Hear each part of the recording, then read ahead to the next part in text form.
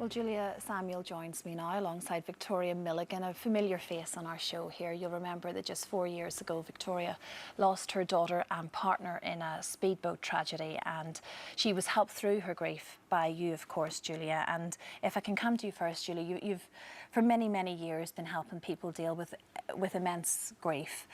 Do you feel that we are still misunderstanding grief as a society? Do you think it's still the big taboo that none of us really want to talk about? I really do think it's still a massive taboo, because in our society we so want to fix things, we want to make things better. And grief you can't fix, and it's invisible. And the more we can find ways of talking about it and people having an understanding of it, the more support they'll get from people around them, but also they'll kind of recognise that what they're feeling is normal. Because often when you're grieving, like Victoria knows, you kind of feel like you're going mad or that you're doing it wrong.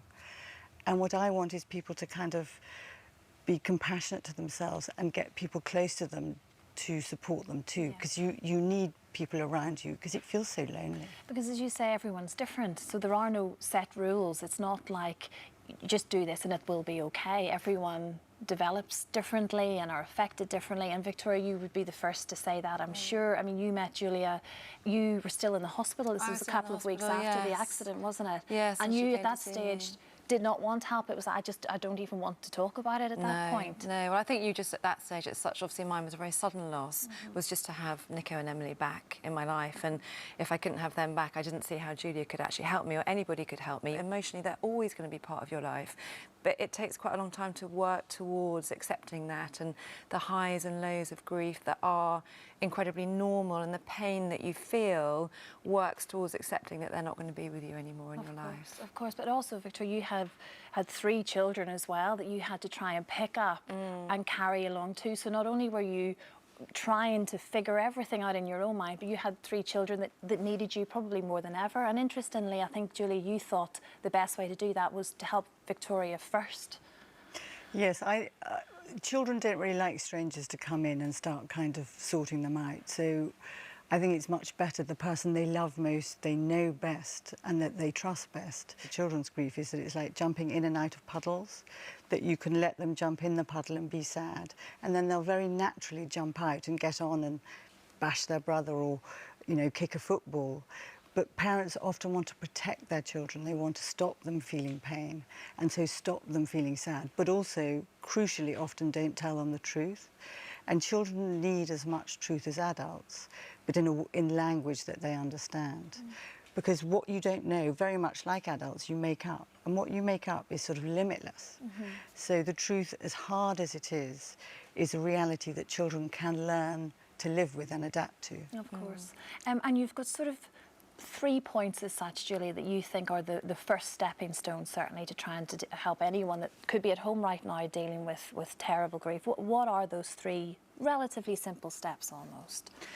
I think the first one is that when we lose love, it's really only love and connection to others that supports us most. That's what gives us best outcomes. So get people around you to listen to you, to talk to you. And if you can't talk to them because you're not that kind of person, journal, write it down, find a way of expressing your grief. Because when it stays alive inside you, it kind of gets stuck and interferes with everything else in your life. So finding ways of expressing what you're feeling really, really helps. The other big thing for friends and family and everyone around you is what Victoria is saying, is to acknowledge loss. Don't try and fix it. Don't try and make it better by saying, don't worry, you know, this will pass. Time is an amazing healer. That may be true, but by allowing someone to feel what they're feeling, you're acknowledging it and you're not diminishing it. So that's really important. And the third one, which isn't very kind of sexy, is we feel grief in our bodies. It's embodied as well as sort of embrained. And so exercise, shifting your body around, going out, getting in the air, running, cycling, hitting a ball, even just fast walking, it helps, because grief feels like fear often. So if you exercise, it kind of tells your body you've flown in that fight or flight response.